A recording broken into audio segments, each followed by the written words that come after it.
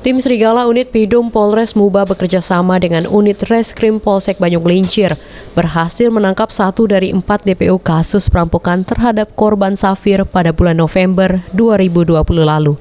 Di wilayah Desa Telang, Kecamatan Banyuglincir, Muba, tersangka berinisial BG ditangkap polisi di Pulau Bali. Setelah sebelumnya, petugas mengetahui keberadaan tersangka berdasarkan keterangan BG saat menjalani pemeriksaan polisi. Pada waktu kejadian, dirinya dengan teman-temannya menghadang korban yang melintas, lalu langsung menodongkan senjata api. Setelah itu, korban tersangka dan teman-temannya, harta benda korban langsung dirampas. Berikut kendaraan yang dibawa korban pada waktu itu, yaitu mobil. 8 bulan saya.